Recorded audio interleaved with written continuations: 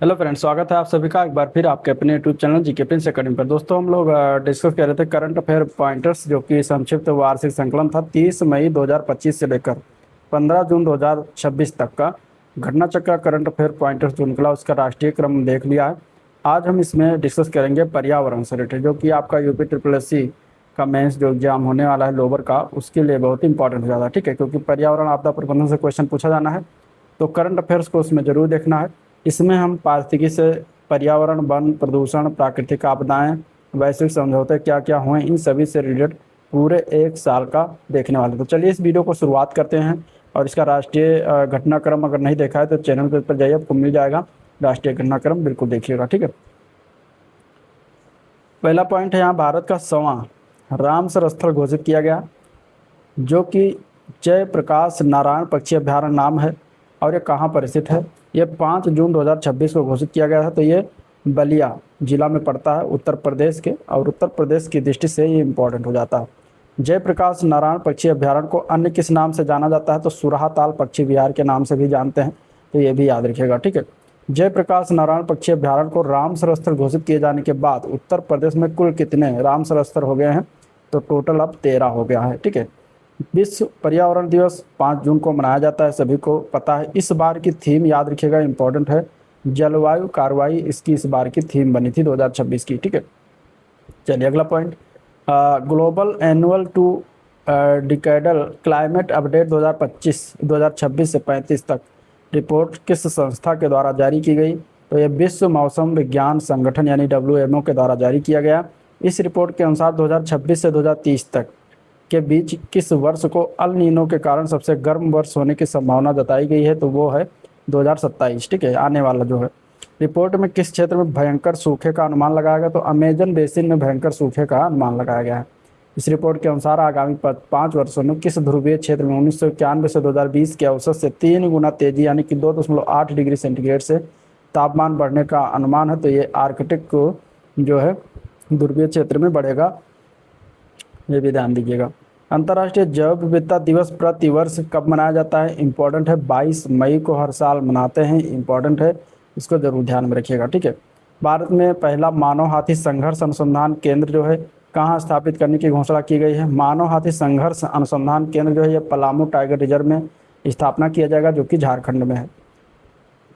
रूसोआम सेतुओं के दस्तावेजीकरण के लिए यूनेस्को ने किस राज्य से साझेदारी की है? तो ये सिक्किम राज्य से साझेदारी किया गया है। रूसोआम जो है पुल है, मुख्य रूप से किस समुदाय द्वारा बनाए जाते हैं? तो लेप्चा समुदाय के द्वारा बनाया जाता है।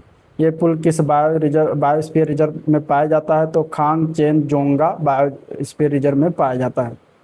चलिए, international big cat alliance IBCA का 26वां सदस्य कौन बना? तो सऊदी अरब बन गया है 22 मई 2026 को। देश का पहला शैवाल वृक्ष कहाँ लगाया गया? तो भोपाल के, मध्य प्रदेश के भोपाल जिले में लगाया गया। ठीक है, एक शैवाल वृक्ष कितने पेड़ों के बराबर ऑक्सीजन देता है? तो लगभग 25 बड़े पेड़ों के बराबर ऑक्सीजन देता है। और यह मशीन जो है सालाना कितना कार्बन डाइऑक्साइड सोख सकती है? तो लगभग 1.5 टन प्रति वर्ष सोख सकती है।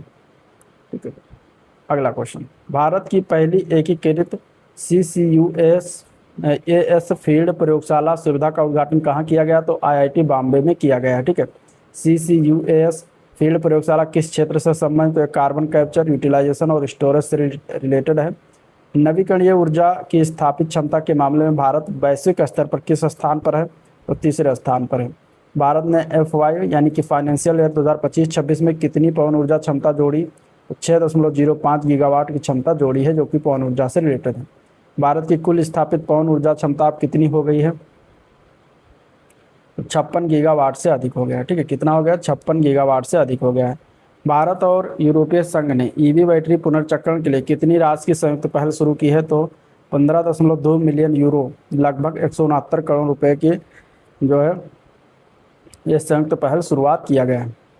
केन बेतवा नदी जोड़ो परियोजना के विरोध में चिता आंदोलन। ठीक है, चिता आंदोलन किस राज्य में शुरू किया गया है?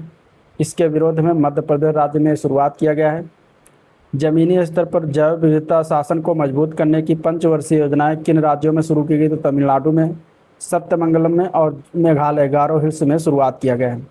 भारत का 99वां रामसर स्थल कौन सा बना है? तो वो है शेखा झील पक्षी अभयारण्य, जो कि अलीगढ़ में है, ठीक है, उत्तर प्रदेश में। ये अप्रैल में बना था। और 100वां भी जो बनाया गया है वो कौन सा है? तो बलिया जिले का है, जयप्रकाश नारायण पक्षी अभयारण्य। अगला पॉइंट, विश्व वन्य जीव पशु चिकित्सा विज्ञान को समर्पित विश्व का पहला एकीकृत वैश्विक विश्वविद्यालय कौन सा है? तो वन तारा विश्वविद्यालय है। ये किस शहर में है? तो जामनगर गुजरात में पड़ता है, ठीक है। नेक्स्ट पॉइंट, भारत ने किस वर्ष के जलवायु शिखर सम्मेलन यानी COP33 की मेजबानी की दावेदारी आगे नहीं बढ़ाई? तो वर्ष 2028। हिम सरोवर प्रोजेक्ट को किस केंद्र शासित प्रदेश में शुरू किया गया है? तो लद्दाख में शुरू किया गया है।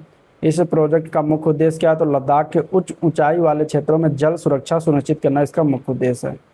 IUCN द्वारा जारी नवीनतम रेड लिस्ट के अनुसार एम्परर पेंगुइन किस श्रेणी में रखा गया है? तो लुप्त प्राय श्रेणी में रखा गया है।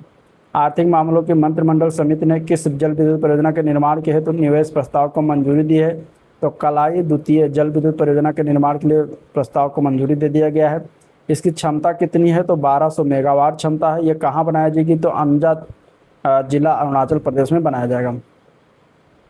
ये परियोजना जो है किस नदी पर बनाई जाएगी? तो लोहित नदी, याद रखिएगा, अपने अरुणाचल प्रदेश में बहती है। मार्च 2026 में भारत का सबसे प्रदूषित शहर कौन सा रहा? तो गुरुग्राम, जो हरियाणा में पड़ता है, सबसे प्रदूषित शहर रहा। नागोया प्रोटोकॉल के तहत अंतर्राष्ट्रीय स्तर पर मान्यता प्राप्त अनुपालन प्रमाण पत्र जारी करने वाला दुनिया का शीर्ष देश कौन सा बन गया? तो भारत बन गया है। नागोया प्रोटोकॉल किससे संबंधित है? तो आनुवांशिक संसाधनों से संबंधित है। प्रवासी वन्य जीव संरक्षण पर अभिसमय के पक्षकारों का 15वां सम्मेलन COP15 कहाँ आयोजित हुआ?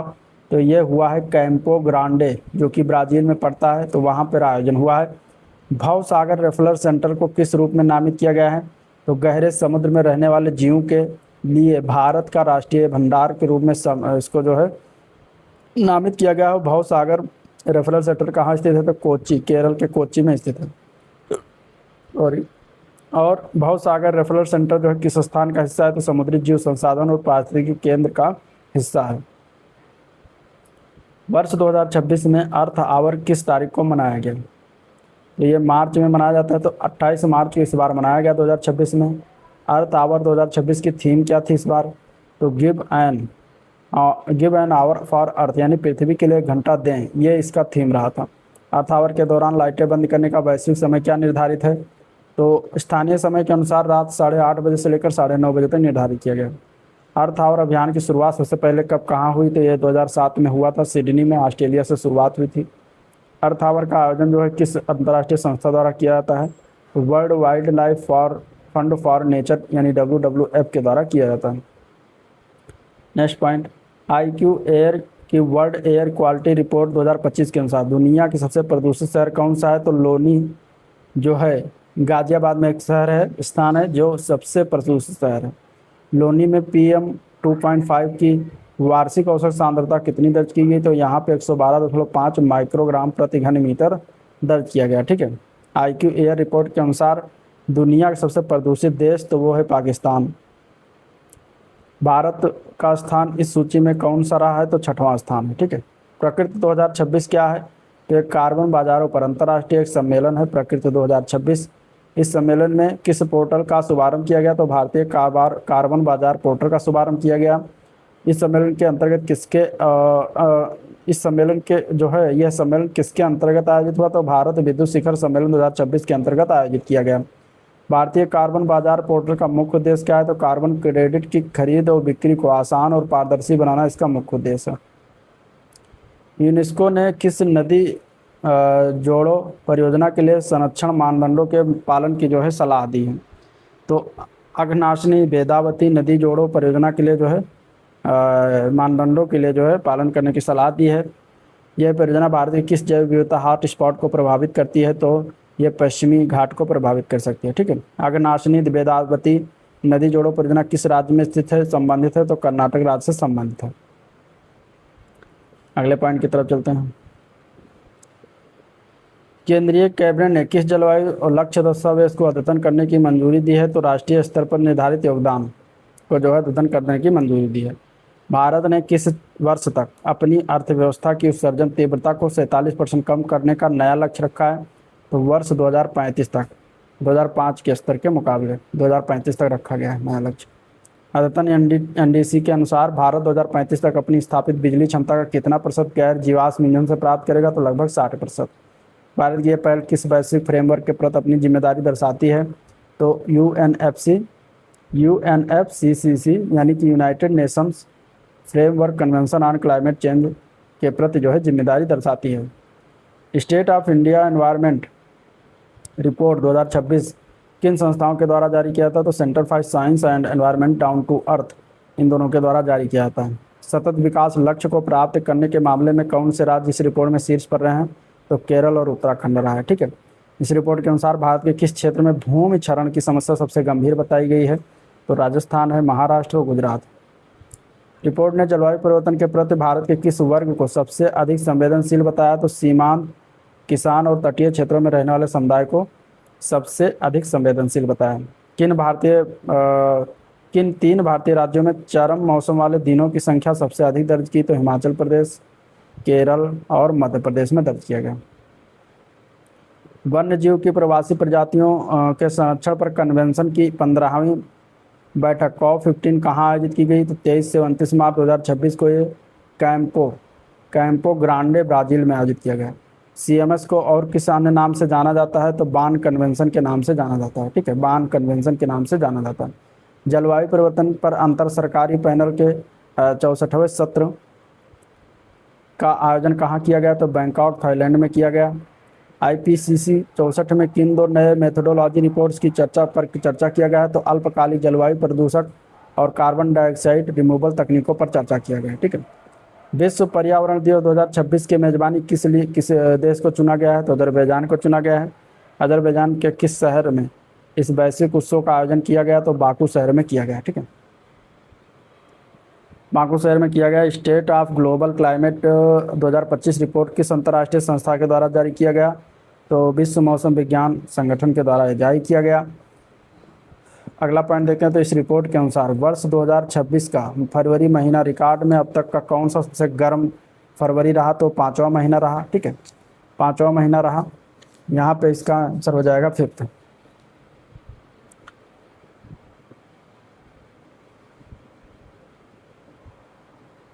इस रिपोर्ट में 2025 को वैश्विक तापमान के संदर्भ में किस स्थान पर रखा गया? तो शीर्ष 3 सबसे गर्म वर्षों में रखा गया है। ठीक है, औद्योगिक पूर्व स्तर से 1.43 डिग्री सेंटीग्रेड से अधिक वृद्धि के साथ रखा गया है। रिपोर्ट के अनुसार किन 3 प्रमुख ग्रीन हाउस गैसों की सांद्रता 2025-26 में उच्चतम स्तर पर रही? तो उसमें कार्बन डाइऑक्साइड की रही, मीथेन की रही और नाइट्रस ऑक्साइड की रही। रिपोर्ट के अनुसार 2025 में दुनिया के किन क्षेत्रों में भीषण हीट वेव दर्ज किया गया? तो एशिया और यूरोप में दर्ज किया गया। इस रिपोर्ट के अनुसार 2025 में समुद्र का जलस्तर 1993 के स्तरों की तुलना में कितना अधिक था? तो लगभग 11 सेंटीमीटर अधिक था। 1991 से 2020 तक हिंदू कुश हिमालय क्षेत्र में हिमनदों की बदलती गतिशीलता रिपोर्ट किस संस्था द्वारा जारी किया गया? तो अंतर्राष्ट्रीय एकीकृत पर्वतीय विकास केंद्र जो नेपाल, इसके द्वारा जारी किया गया। इसके नवीनतम रिपोर्ट के अनुसार 1990 से 2020 तक हिंदू कुश हिमालय क्षेत्र के ग्लेशियरों के कुल क्षेत्रफल में कितने प्रतिशत की गिरावट दर्ज की गई है? तो 12% की गिरावट की दर्ज की गई है। इस रिपोर्ट के अनुसार किस वर्ष के बाद से हिंदू कुश हिमालय क्षेत्र में ग्लेशियरों के पिघलने की दर दोगुनी हो गई? तो 2000 के बाद से हो गए। ठीक है, सन 2000 के बाद से जो ग्लेशियर यानी बर्फ़ है उनके पिघलने की जो दर है वो दोगुनी हो गई है। ग्लेशियरों के पिघलने से उत्पन्न होने वाली तात्कालिक प्राकृतिक आपदा का जो है खतरा क्या है, जिसका उल्लेख रिपोर्ट में बार बार किया गया है? तो उसमें आपका आ जाता है ग्लेशियल लेक आउटबर्स्ट फ्लड, हिमनद झील के फटने से आई जो बाढ़ होती है उसका खतरा बना रहता है। हाल ही में चर्चा में रहा स्टॉप मीथेन प्रोजेक्ट किसके द्वारा संचालित किया जा रहा है? तो ये UCLA लॉ का एवेट इंस्टीट्यूट है, उसके द्वारा संचालित किया जा रहा है।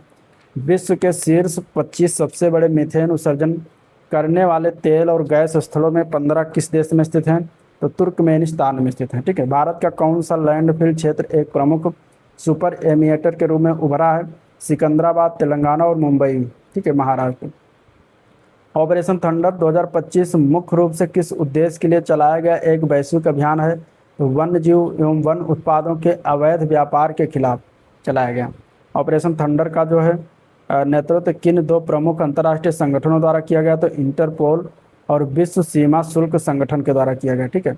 उत्तर प्रदेश का कौन सा एक्सप्रेसवे सौर ऊर्जा में संचालित होने वाला पहला एक्सप्रेसवे बनने जा रहा है? तो बुंदेलखंड एक्सप्रेसवे बनने जा रहा है। भारत का पहला माइक्रो एल्गी आधारित प्योर एयर टावर कहाँ लगाया गया है? तो नई दिल्ली में लगाया गया है। एक प्योर एयर टावर की वायु शोधन क्षमता कितने वयस्क पेड़ों के बराबर है? तो 15 से अधिक पेड़ों के बराबर है। इस तकनीक को किस संस्थान ने विकसित किया है? तो ये आईआईटी मद्रास के द्वारा विकसित किया गया है। ठीक है, आईआईटी मद्रास। ब्लैक रेन यानी कि काली बारिश की एक दुर्लभ और खतरनाक घटना कहाँ पर दर्ज हुआ मार्च 2026 में? तो ईरान की राजधानी तेहरान में हुआ। इस काली जो बारिश हुई, इसका प्राथमिक कारण क्या था? तो तेल भंडार और रिफाइनरी पर हमले के कारण लगी जो भीषण आग थी, उसके कारण जो है काली बारिश हुई। किसने राष्ट्रीय राजमार्ग ग्रीन कवर इंडेक्स पर 2025-26 पर अपनी पहली वार्षिक रिपोर्ट जारी की है? तो ये भारतीय राष्ट्रीय राजमार्ग प्राधिकरण NHAI के द्वारा जारी किया गया। नेक्स्ट पॉइंट, राजमार्गों पर ग्रीन कवर के मामले में कौन से राज्य जो है शीर्ष पर रहे? तो उसमें असम आ जाता है। ठीक है, गुजरात है, तेलंगाना है, बिहार है और तमिलनाडु है। राजमार्ग के किनारे क्लोरोफिल का पता लगाने के लिए किस उच्च रिजोल्यूशन वाले उपग्रह डेटा का उपयोग किया जाता है? तो इसके लिए उपयोग करते हैं रिसोर्स सेट 2A और कार्टोसैट इस्तेमाल किया जाएगा। राजमार्गों पर सबसे कम ग्रीन कवर किस राज्य में दर्ज हुआ? तो हिमाचल प्रदेश में दर्ज हुआ। भारत में जुगनुओं की पहली व्यापक चेकलिस्ट में कुल कितनी प्रजातियों की पहचान की गई? तो 92 प्रजाति इसके अंतर्गत की जो उनकी पहचान की गई है। भारत में जुगनुओं की इस पहली व्यापक चेकलिस्ट का आधार कितने वर्षों के वैज्ञानिक रिकॉर्ड है? 260 से अधिक वर्षों के बिखरे वैज्ञानिक रिकॉर्ड हैं। किस राज्य ने मानव वन्य जीव संघर्ष समस्या से निपटने के लिए हनुमान परियोजना की शुरुआत की है? हनुमान परियोजना की शुरुआत किया गया आंध्र प्रदेश के द्वारा। किस जानवर के प्रबंधन पर इसमें विशेष ध्यान दिया गया? तो इसमें जो है हाथी पर विशेष ध्यान दिया गया। भारत ने पहली बार किस पुरस्कार की घोषणा की? तो जीरो प्राइज की घोषणा की है। ठीक है, भारत द्वारा घोषित जो है जीरो प्राइज मुख्यतः किस क्षेत्र से संबंधित है? तो यह पर्यावरण संरक्षण से संबंधित है। राष्ट्रीय हरित प्राधिकरण ने किस राज्य सरकार को अभिलेखों में सुआव नदी, ठीक है, सुआव नदी का अस्तित्व बहाल करने का निर्देश दिया है? तो ये उत्तर प्रदेश सरकार को दिया गया। सुआव नदी जो है ये भौगोलिक रूप से किस नदी की सहायक नदी है? तो राप्ती नदी की सहायक नदी है। उत्तर प्रदेश के किन दो जिलों में सुआव नदी का मुख्य प्रवाह आता है? तो बलरामपुर और सिद्धार्थनगर में आता है। ठीक है, सरकारी अभिलेखों में सुआव नदी का उल्लेख जो है किस रूप में किया गया है? तो एक नाला के रूप में किया गया। अगला पॉइंट, शोधकर्ताओं के अनुसार कौन सी दो झीलें हजारों वर्षों से संचित कार्बन को मुक्त कर रही हैं? वह कौन सी दो झीलें हैं? तो वह एक है माई एंडोबे और दूसरा है तुम्बा झीलें। शोध में पाया गया कि ये झीलें वातावरण में मुख्यतः कौन सी गैस छोड़ रही हैं? तो कार्बन डाइऑक्साइड गैस छोड़ रही हैं। ये दोनों झीलें किस देश के मध्य स्थित हैं? तो कांगो लोकतांत्रिक गणराज्य में स्थित है। ये झीलें किस नदी बेसिन का हिस्सा है? तो कांगो नदी बेसिन का हिस्सा है। ठीक है, कांगो नदी बेसिन जो है दुनिया का सबसे बड़ा वर्षावन है। दूसरा सबसे बड़ा वर्षावन अगर हम बात करेंगे सबसे बड़ा वर्षावन, तो ये दूसरा आता है कांगो नदी बेसिन, और पहले पर है अमेजन के बाद इसका नंबर आता है दूसरे नंबर पर। भारतीय राज्यों का विद्युत संक्रमण 2026 रिपोर्ट के तीसरे संस्करण में वित्तीय वर्ष 2024-25 के दौरान राज्यों के प्रदर्शन का मूल्यांकन बाजार प्रवर्तक श्रेणी में कौन सा राज्य पहले स्थान पर रहा? तो वो रहा है आंध्र प्रदेश। ठीक है, इस श्रेणी में आंध्र प्रदेश के बाद जो दो राज्यों ने सबसे मजबूत प्रदर्शन किया वो है उत्तर प्रदेश और तीसरे पर आ जाता है राजस्थान। रिपोर्ट के अनुसार किस राज्य ने वित्त वर्ष 2025 में इलेक्ट्रिक वाहन अपनाने में 10% की महत्वपूर्ण दर दर्ज की है? तो वो उत्तर प्रदेश है। भारत और किस देश के बीच जो है बागवानी पर पहले संयुक्त कार्य समूह की बैठक आयोजित की गई? तो न्यूजीलैंड के बीच। यह बैठक भारत के किस शहर में आयोजित किया गया? तो नई दिल्ली में कृषि भवन में। ठीक है, हाल ही में चर्चा में रहा वान द्वीप भारत के किस समुद्री क्षेत्र में स्थित है? तो मन्नार की खाड़ी में स्थित है। वान द्वीप जो परियोजना है यह सामाजिक पारिस्थितिकी और मूल्यांकन किस संस्थान के द्वारा किया गया? तो सुगंधी देवदासन समुद्री अनुसंधान संस्थान के द्वारा किया गया। हाल ही में चर्चा रही भवानी नदी किस की प्रमुख नदी सहायक नदी है? तो ये कावेरी नदी की सहायक नदी है। भवानी नदी मुख्य रूप से किन दो भारतीय राज्यों से होकर गुजरती है? तो केरल और तमिलनाडु से होकर गुजरती है। भारत ने किस देश के साथ अपतटीय पवन ऊर्जा क्षेत्र में सहयोग के लिए जो है संयुक्त कार्यबल का शुभारंभ किया? तो ये यूके में किया गया। ठीक है, भारत के किन दो राज्यों में अपतटीय पवन ऊर्जा की सबसे अधिक संभावना है? तो गुजरात और तमिलनाडु में है। वर्ष 2025 में अमेरिका के बाहर एलईडी प्रमाणित संस्थान के मामले में कौन सा देश पहले स्थान पर है? चीन पहले स्थान पर है, 26 मिलियन जीएसएम से अधिक है यहाँ पे। ठीक है, भारत ने 2025 में कुल कितना एलईडी यानी कि लीड सर्टिफाइड स्पेस दर्ज किया? तो 16.1 million gross square metre GSM दर्ज किया है। लीड का फुल फॉर्म क्या है? तो leadership in energy and environmental design, ये इसका फुल फॉर्म बनता है। अगला पॉइंट, नीति आयोग ने विकसित भारत और नेट जीरो पर कितनी अध्ययन रिपोर्ट जारी की है? 9-10 फरवरी 2026 को तो 11 रिपोर्ट जारी की है। ठीक है, बिल्डिंग्स के संदर्भ में इस रिपोर्ट के अनुसार 2070 में मौजूद बिल्डिंग फ्लोर स्पेस का कितना हिस्सा अभी बनना बाकी है? तो लगभग 86% हिस्सा बनना बाकी है। बर्ड एटलस लॉन्च करने वाला भारत का दूसरा राज्य कौन सा है? तो वो है गोवा। भारत का पहला राज्य कौन सा था जिसने 2022 में बर्ड एटलस प्रकाशित किया था? तो वो केरल था। पर्यावरण मंत्री भूपेंद्र यादव ने कितने नए आर्द्रभूमि क्षेत्रों को रामसर नेटवर्क में शामिल करने की घोषणा की? तो 31 जनवरी 2026 को घोषणा किया गया था। नए शामिल हुए रामसर स्थलों में एक पटना पक्षी अभ्यारण्य एटा का था और दूसरा था नया जो स्थल छारी धान जो है ये कच्छ गुजरात में था। ठीक है, भविष्य की ग्लेशियरों के झीलों की भविष्यवाणी करने वाला फ्रेमवर्क किसने विकसित किया है? तो ये आईआईटी गुवाहाटी के द्वारा किया गया विकसित। इस मॉडल ने पूर्वी हिमालय में कितनी संभावित नई झीलों की पहचान की है? तो 492 संभावित स्थल की पहचान की है। ठीक है, कौन सी नदी भारत में गंभीर रूप से संकटग्रस्त घड़ियालों का दूसरा सबसे बड़ा प्राकृतिक आवास और प्रजनन स्थल बन गई? तो वो गंडक नदी बन गई है। भारत में घड़ियालों की सबसे बड़ी आबादी किस नदी में पाई जाती है? तो चंबल नदी में पाई जाती है। गंडक नदी बिहार के किस राष्ट्रीय उद्यान से होकर बहती है? तो वाल्मीकि राष्ट्रीय उद्यान, जो कि कहाँ पर है? ये बिहार में है, तो वहाँ से होकर बहती है गंडक नदी। ठीक है, किस अभ्यारण्य के चारों ओर इको सेंसिटिव जोन घोषित करने की आधिकारिक सूचना जारी किया गया? तो कुंभलगढ़ वन्य जीव अभ्यारण्य के चारों ओर जो है ESZ जोन घोषित किया गया। यह किस राज्य में पड़ता है? तो राजस्थान राज्य में पड़ता है। ESZ घोषित करने का मुख्य वैधानिक आधार क्या है? तो पर्यावरण संरक्षण अधिनियम 1986 इसका आधार रखा गया है। ठीक है, किस प्रख्यात पर्यावरणविद का 83 वर्ष की आयु में निधन हो गया 7 जनवरी 2026 को? तो माधव गाडगिल उनका नाम था। माधव गाडगिल को 2024 में संयुक्त राष्ट्र पर्यावरण कार्यक्रम UNEP का द्वारा कौन सा पुरस्कार दिया गया था? चैंपियंस ऑफ अर्थ का पुरस्कार दिया गया था।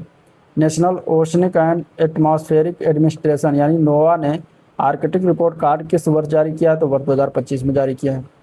अक्टूबर 2024 से सितंबर 2025 तक आर्कटिक क्षेत्र में सतही वायु तापमान किस वर्ष के बाद से अब तक का सबसे गर्म तापमान दर्ज किया? तो वर्ष 1900 के बाद से अब तक का सबसे गर्म तापमान दर्ज किया गया है।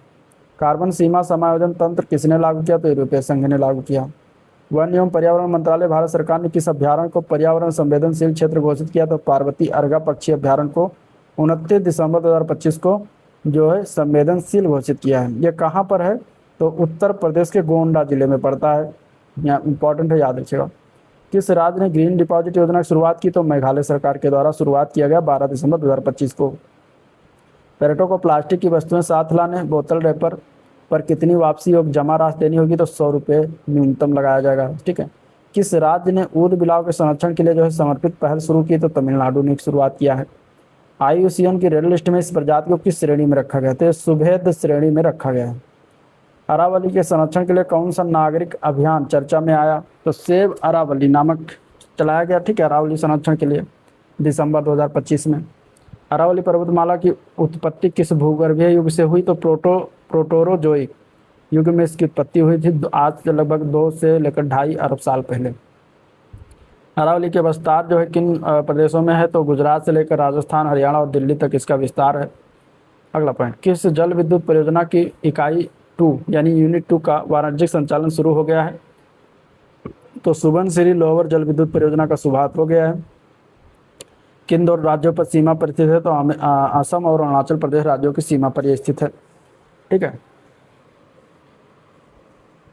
और कंक्रीट ग्रेविटी बांध की ऊंचाई कितनी है? तो 116 मीटर है। इस जो परियोजना है इसकी ऊंचाई 116 मीटर।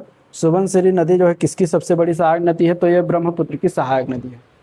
किसकी सहायक नदी है? ब्रह्मपुत्र की सहायक नदी है। अगला पॉइंट, भारत के रूपांतरण के लिए परमाणु ऊर्जा के सतत दोहन और विकास यानी शांति अधिनियम 2025 का मुख्य उद्देश्य क्या है? तो नियामकीय ढांचा बनाना तथा सीमित निजी भागीदारी को सक्षम करना इसका जो है मुख्य उद्देश्य है। ये अधिनियम किन पुराने अधिनियम और क्षति कानून को निरस्त करने का प्रस्ताव करता है?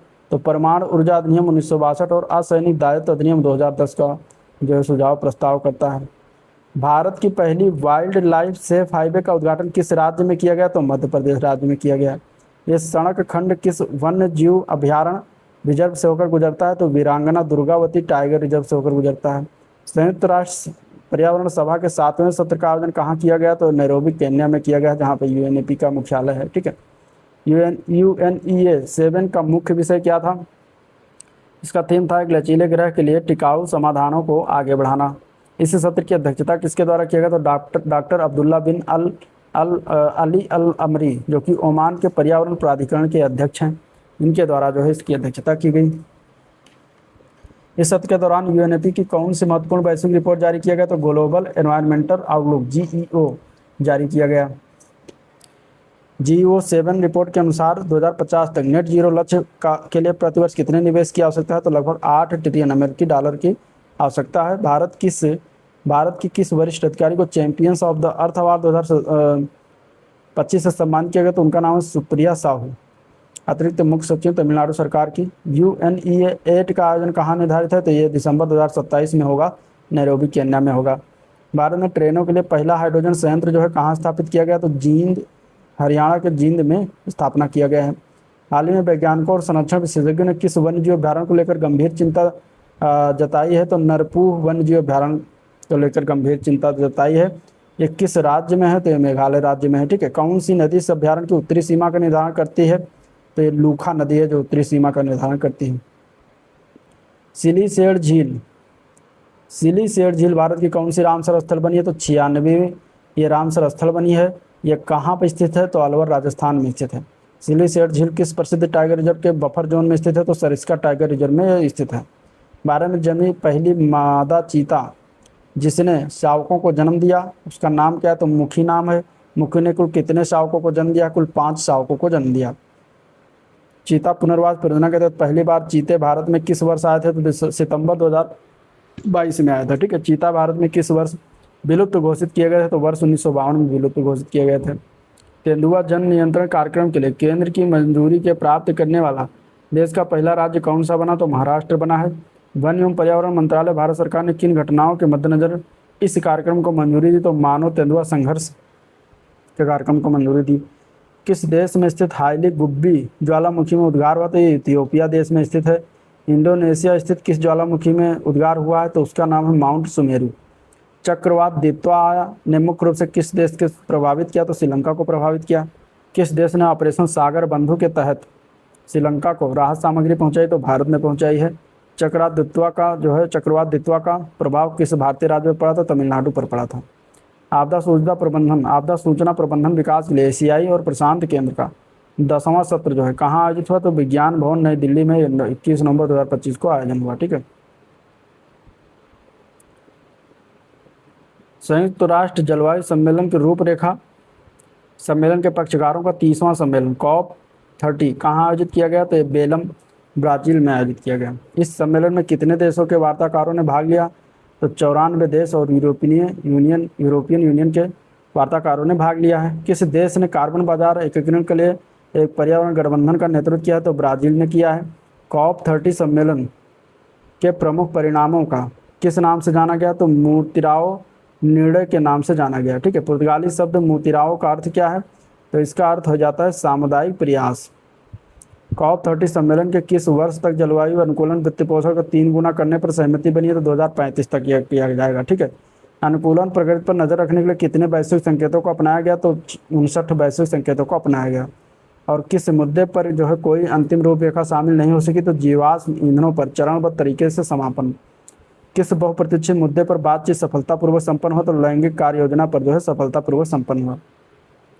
विकासशील देशों के लिए कितना वित्त जुटाने का आह्वान किया गया? तो 1.3 ट्रिलियन डॉलर प्रति वर्ष जो है जुटाने का आह्वान किया गया। नवंबर 2026 में COP31 का प्रस्तावित ये कहाँ पर है? तो ये अंताल्या में होगा, तुर्की की राजधानी। ठीक है। COP31 के लिए जो है वार्ता का अध्यक्ष कौन सा देश बनेगा इसमें? तो ऑस्ट्रेलिया बनेगा, जो 2026 में नवंबर में होने वाला है। जलवायु परिवर्तन प्रदर्शन सूचकांक 2026 को किसने जारी किया? तो German watch, new climate institute और क्लाइमेट एक्शन नेटवर्क इंटरनेशनल के द्वारा जारी किया गया। इसमें कितने शीर्ष स्थान खाली रह गए? तो टोटल शीर्ष स्थान 3, जो पहला, दूसरा, तीसरा था वो खाली रह गए। इसके बाद जो है चौथे नंबर पर इसमें डेनमार्क आता है, पाँचवें पे यूके, छठवां पे मोरक्को आता है। भारत की इसमें कौन सी रैंक थी? तो इसमें 23वीं रैंक थी भारत की, ठीक है। सबसे निचली रैंक किस देश की है इसमें? तो सऊदी अरब की है। टोटल 67 देश लिए गए थे, जिसमें से 67 रैंक जो है सऊदी अरब की है। ग्लोबल कार्बन बजट 2025 का जो है किस संगठन के द्वारा जारी की गई ये रिपोर्ट? तो ग्लोबल कार्बन प्रोजेक्ट रिपोर्ट जो है जारी किया गया इस संगठन के द्वारा जारी किया गया। रिपोर्ट के अनुसार वर्ष 2025 में शीर्ष 3 CO2 उत्पादक देश कौन कौन से हैं? तो पहला उसमें आ जाता है चीन, 32% उत्पादन करता है। संयुक्त राज्य अमेरिका 13% का, और भारत जो है 8% का उत्पादन करता है, ठीक है। CO2 मतलब कार्बन डाइऑक्साइड उत्सर्जक देश। वर्ष 2025 में वैश्विक जीवाश्म कार्बन डाइऑक्साइड उत्सर्जन कितना होने का अनुमान है? तो 38.1 बिलियन टन होने का अनुमान है। ये रिपोर्ट जो जारी किया गया COP30 में जारी किया गया बेलम, ब्राज़ील में। नामदफा बटरफ्लाई फेस्टिवल कहाँ आयोजित हुआ? नामदफा ये हुआ है मियाओ, चांगलांग जिला में, अरुणाचल प्रदेश में आयोजन हुआ। नामदफा राष्ट्रीय उद्यान में तितलियों की कितनी प्रजातियां पाई जाती हैं? तो 500 से अधिक पाई जाती हैं। पर्यटन बढ़ाने के लिए किन 2 राज्यों ने एक साथ काम करने का फैसला लिया है? तो गोवा और मध्य प्रदेश। ये साझेदारी मुख्य रूप से किन 3 चीज़ों को दिखाने पर जोर होगी? तो धरोहर, ठीक है, जंगली जानवर और संस्कृति पर। किस संगठन ने state of the climate update for यानी कि COP30 रिपोर्ट जारी किया? तो ये WMO विश्व मौसम विज्ञान संगठन के द्वारा जारी किया गया। नेक्स्ट पॉइंट यहाँ पे, वर्ष 2025 में वैश्विक तापमान पूर्व औद्योगिक औसत से कितना ऊपर रहा जनवरी और से लेकर अगस्त? तो 1.42 डिग्री सेंटीग्रेड से +-0.12 डिग्री सेंटीग्रेड तक औसत तापमान से उतना ज़्यादा रहा। इस रिपोर्ट में चरम घटनाओं का उल्लेख किया है? तो भारी वर्षा, बाढ़, गर्मी लहरें और जंगल की आग। मुख्य फोकस क्या रहा? तो प्रमुख जलवायु संकेतक, तापमान, समुद्री स्तर, GHG, ये सभी प्रमुख फोकस था। अगला पॉइंट, 30 अप्रैल 2026 तक भारत की कुल स्थापित विद्युत क्षमता कितनी हो गई है? तो 537.26 गीगावाट हो गया है। कुल स्थापित विद्युत क्षमता में गैर जीवाश्म ईंधन स्रोतों का हिस्सा कितना प्रतिशत है? तो लगभग 53.6% है। भारत ने अपने COP26 लक्ष्य वर्ष 2030 तक 50% क्षमता रखने का जो है निर्णय लिया है। गैर जीवाश्म स्रोतों से प्राप्त करने को 5 वर्ष पहले वो जो है हासिल कर लिया गया। 28 फरवरी 2026 को बोत्सवाना से प्रोजेक्ट चीता के तहत कितने अफ्रीकी चीते भारत के उपहार स्वरूप पहुंचे? तो 9 हैं, 3 नर और 6 मादा आई हैं, ठीक है। भारत का 94वां रामसर स्थल कौन सा बना? तो गोगाभील झील, जो कि कटिहार बिहार में है। बिहार में अब कुल रामसरों की स्थला टोटल 6 हो गई है, रामसर स्थलों की संख्या। प्राकृतिक या मिश्रित विश्व धरोहर स्थलों की वैश्विक समीक्षा किस संस्था ने जारी की? तो प्रकृति संरक्षण के लिए अंतर्राष्ट्रीय संघ के द्वारा IUCN के द्वारा जारी किया गया। इस समीक्षा में गुड रेटिंग प्राप्त करने वाला एकमात्र भारतीय उद्यान तो कंचनजंगा राष्ट्रीय उद्यान, जो कि सिक्किम में है। वैज्ञानिकों ने अमेजन वर्षा वन के किस बड़े शहर के पास अमेजन फेस प्रोजेक्ट शुरू किया है? तो ये मैनोस, ब्राज़ील में शुरू किया गया, ठीक है। अमेजन फेस परियोजना को किस 2 प्रमुख देशों की सरकारों द्वारा समर्थन प्राप्त है? तो ब्राज़ील की संघीय सरकार, यूनाइटेड किंगडम की जो है सरकारों के द्वारा समर्थन प्राप्त है। इसमें लगे सेंसर हर 10 मिनट में वन की किन गैसों के अवशोषण और उत्सर्जन को रिकॉर्ड करते हैं? कार्बन डाइऑक्साइड और ऑक्सीजन और जलवाष्प। वाटर ATM पहल किस संस्थान द्वारा विकसित किया गया? तो Atal community innovation centre IIT Dhanbad के द्वारा ये जो है विकसित किया गया। वाटर ATM का मुख्य उद्देश्य क्या है? तो खदान से निकलने वाले पानी को शुद्ध करके पानी पीने योग्य स्वच्छ जल के रूप में उपलब्ध कराना। वैश्विक वन संसाधन आकलन 2025 किस संस्था द्वारा जारी किया गया? तो खाद्य एवं कृषि संगठन के द्वारा जारी किया गया। और इस रिपोर्ट के अनुसार भारत का कुल वन क्षेत्र के मामले में विश्व में कौन सा स्थान है? तो 9वां स्थान, ठीक है। इसके पहले 10वां स्थान था 2020 में। भारत का कुल वन क्षेत्र कितना बताया गया? तो लगभग 72,739 हेक्टेयर बताया गया, ठीक है। इस रिपोर्ट के अनुसार विश्व का कुल वन क्षेत्र कितना है? तो लगभग 4.14 बिलियन हेक्टेयर है। कुल भूमि क्षेत्र का लगभग 32%। रिपोर्ट के अनुसार विश्व में सबसे अधिक वन क्षेत्र किस देश का है? तो रूस का है, लगभग 832 मिलियन हेक्टेयर का है। नेक्स्ट पॉइंट है, किस भारतीय राज्य ने अपनी 5 वर्षीय संरक्षण योजना के माध्यम से ब्लैक बग को सफलतापूर्वक जंगलों में वापस लाने में सफलता पाई? तो छत्तीसगढ़ ने।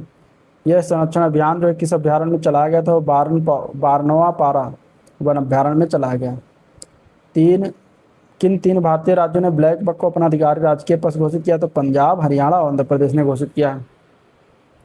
Synchronous all India elephant estimation 2021 से 2025, देखो साई जो लिखा है इसका फुल फॉर्म भी है, ठीक है, synchronous all India elephant estimation, ये भी याद रखिएगा। ये कहाँ जारी किया गया परिणाम? तो भारतीय वन्य जीव संस्थान देहरादून में जारी किया गया। इस रिपोर्ट के अनुसार भारत में हाथियों की कुल अनुमानित संख्या कितनी होगी? तो 22,446 हो गई। हाथियों की संख्या के अनुसार शीर्ष 2 राज्य तो कर्नाटक पहले पर आता है, असम दूसरे पर आता है। कर्नाटक में टोटल 6013 हाथियाँ। दूसरे नंबर पर असम आता है। 1000 मेगावाट की नाइंग जल विद्युत परियोजना किस राज्य में प्रस्तावित? तो अरुणाचल प्रदेश में। ये परियोजना अरुणाचल प्रदेश किस नदी पर बेसिन पर हो? तो सियाम नदी पर। सियाम नदी जो है किस प्रमुख नदी के दाहिने किनारे सहायक नदी है? तो ब्रह्मपुत्र नदी की। किस मंत्रालय ने चूना पत्थर को पूरी तरह से प्रमुख खनिज के रूप में वर्गीकृत करने की अधिसूचना जारी की? तो खान मंत्रालय ने, ठीक है, भारत सरकार द्वारा। भारत ने national red list road map और विजन का अनावरण कहाँ किया? तो IUCN विश्व संरक्षण कांग्रेस अबू धाबी UAE में किया। इस पहल का लक्ष्य वर्ष 2030 तक क्या प्रकाशित करना? तो national red data books for flora and fauna प्रकाशित करना। नमो बायोडाइवर्सिटी पार्क का उद्घाटन कहाँ हुआ? तो प्रताप बांध अलवर राजस्थान में हुआ। बिहार की किन 2 आर्द्र भूमियों को रामसर कन्वेंशन की वैश्विक सूची में शामिल किया गया? तो गोकुल जलाशय बक्सर और उदयपुर झील पश्चिम चंपारण। रामसर स्थलों की संख्या के मामले में भारत विश्व में कौन से स्थान पर है? तीसरे स्थान पर। भारत से अधिक रामसर स्थल जो यूनाइटेड किंगडम और मैक्सिको में है। 12वां सतत भारत पर्वतीय विकास शिखर सम्मेलन कहाँ आयोजित किया गया? तो दून विश्वविद्यालय देहरादून में आयोजित किया गया। भारत के किस बायोस्फीयर रिजर्व को यूनेस्को के विश्व बायोस्फीयर रिजर्व नेटवर्क में शामिल किया गया? तो कोल्ड डेजर्ट बायोस्फीयर रिजर्व जो कि हिमाचल प्रदेश में शामिल किया गया है। इसके साथ भारत के पास विश्व बायोस्फीयर रिजर्व नेटवर्क यानी WNBR में शामिल कुल कितने बायोस्फीयर रिजर्व हो गए? तो 13 हो गए। प्लेनेटरी हेल्थ चेक 2025 रिपोर्ट किस संस्था द्वारा तैयार की गई? तो Potsdam institute for climate impact research के द्वारा तैयार किया गया। रिपोर्ट के अनुसार 9 प्लेनेटरी बाउंड्री से कितनी पार हो चुकी? तो 7। कितनी बार पहली बार कौन सी सीमा पार हुई? तो समुद्री अम्लीकरण यानी ओशन एसिडिफिकेशन को जो है पार कर दिया गया, ठीक है। इस रिपोर्ट के अनुसार कौन सी 2 सीमाएं अभी सुरक्षित हैं? तो ओजोन परत और वायुमंडलीय एरोसोल लोडिंग में वृद्धि, ये दोनों अभी सुरक्षित हैं। पाक खाड़ी में भारत के पहले डुंगोंग रिजर्व को किसके द्वारा आधिकारिक तौर पर मान्यता दी गई? तो अंतर्राष्ट्रीय प्रकृति संरक्षण संघ IUCN के द्वारा मान्यता दिया गया। स्टेट ऑफ अफ्रीका सब एनवायरनमेंट 2025 रिपोर्ट किस संस्था के द्वारा जारी किया गया? तो साइंस एंड एनवायरनमेंट सेंटर के द्वारा जारी किया गया। रिपोर्ट के अनुसार वर्ष 1991 से 2020 के औसत की तुलना में अफ्रीका का औसत सतह तापमान वर्ष 2024 में कितना रहा? तो 0.8 डिग्री सेंटीग्रेड रहा, ठीक है, इससे अधिक रहा। किस देश ने एफ्लाटॉक्सिन प्रदूषण का हवाला देते हुए भारत से मूंगफली का आयात निलंबित कर दिया है? तो इंडोनेशिया ने कर दिया है। एफ्लाटॉक्सिन मुख्य रूप से किन 2 कवक या फंगस द्वारा उत्पन्न होता है? तो एक एस्परगिलस फ्लोवस और एस्परगिलस पैरासिटिकस। भारत के कुल मूंगफली निर्यात का कितना हिस्सा इंडोनेशिया को जाता था? तो लगभग 1/3 हिस्सा जाता है। बंतारा पशु संरक्षण केंद्र ये कहाँ पर स्थित है? तो जामनगर गुजरात में स्थित है। ऑस्ट्रेलिया ने 2035 तक ग्रीन हाउस गैसों के उत्सर्जन में कितनी कमी का लक्ष्य निर्धारण किया? तो 62 से 70% के लक्ष्य का निर्धारण किया है। यह लक्ष्य जो किस वर्ष के स्तर की तुलना में है? तो 2005 की तुलना में है। स्वच्छ वायु सर्वेक्षण पुरस्कार 2025 का आयोजन किस मंत्रालय ने किया? तो पर्यावरण वन एवं जलवायु परिवर्तन मंत्रालय के द्वारा किया गया। 2025 में किस शहर ने मिलियन प्लस यानी 10 लाख से अधिक जनसंख्या श्रेणी में पहला स्थान पाया? तो इंदौर को मिला है। मिलियन प्लस श्रेणी में दूसरा स्थान तो जबलपुर, ये दोनों मध्य प्रदेश के शहर हैं। मिलियन प्लस श्रेणी में तीसरा स्थान तो आगरा और सूरत रहे दोनों, ठीक है। इस समारोह में इंदौर और उदयपुर को कौन सा प्रमाण पत्र दिया गया? तो रामसर कन्वेंशन के अंतर्गत वेटलैंड शहर का प्रमाण पत्र दिया गया। भूस्खलन से प्रभावित रतले जल विद्युत परियोजना कहाँ स्थित है? तो किश्तवाड़ जिला जम्मू कश्मीर में स्थित है। किस नदी पर बनाई जा रही है? तो चीनाब नदी पर बनाई जा रही है। किस जल विद्युत परियोजना के लिए समझौते पर हस्ताक्षर किए गए? वांगचू जल विद्युत परियोजना भूटान में, उसके लिए हस्ताक्षर किया गया 6 सितंबर 2025 को। इस परियोजना को विकसित करने के लिए अदानी पावर ने भूटान के किस सरकारी कंपनी के साथ शेयर धारक समझौता किया? तो ड्रुक ग्रीन पावर कॉर्पोरेशन के साथ जो है समझौता किया है। इस परियोजना से उत्पादित अतिरिक्त बिजली का निर्यात किस देश से किया जाएगा? तो भारत से किया जाएगा, भारत को किया जाएगा। वायु गुणवत्ता प्रबंधन आयोग ने रिसोर्स लैब ने टिकाऊ सड़क डिजाइन और धूल नियंत्रण पर 2 दिवसीय कार्यशाला कहाँ आयोजित हुआ? तो यह गाजियाबाद में हुआ आयोजन। ठीक है। ओडिशा में किस पेड़ की प्रजाति को बिजली गिरने से होने वाली मौतों को कम करने में सहायक पाया गया? तो पल्मायरा पाम।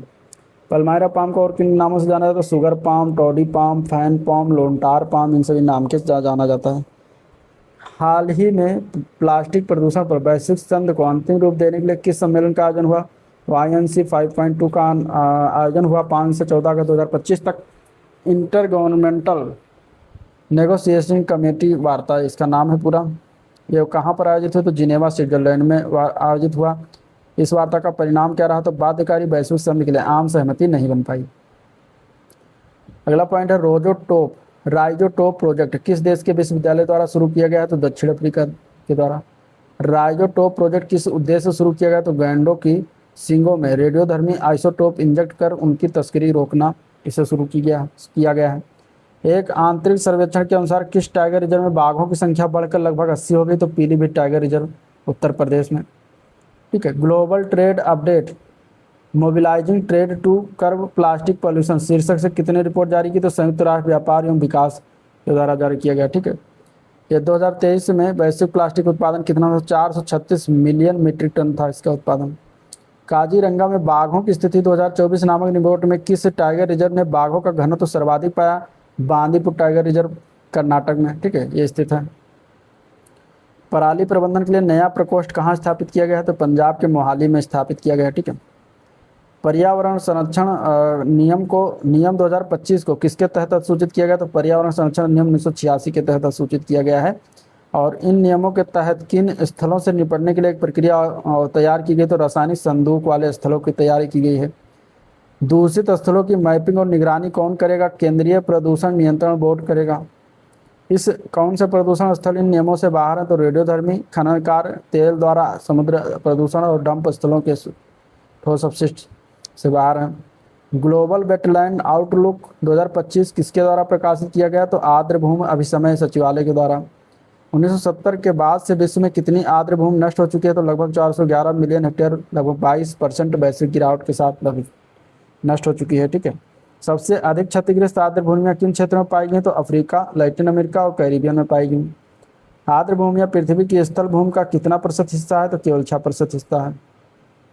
मूल्य के लिहाज से यह वैश्विक जीडीपी में कितना योगदान देती है? तो लगभग 7.5% योगदान देती है। वेटलैंड्स की पारिस्थितिकी तंत्र सेवाओं का अनुमान मूल्य कितना है? तो लगभग 39 ट्रिलियन अमेरिकी डॉलर है। ठीक है। भारत के पहले एक्वाटेक का उद्घाटन कहाँ किया गया? तो सोनपुर में किया गया, गुवाहाटी के निकट है, असम में।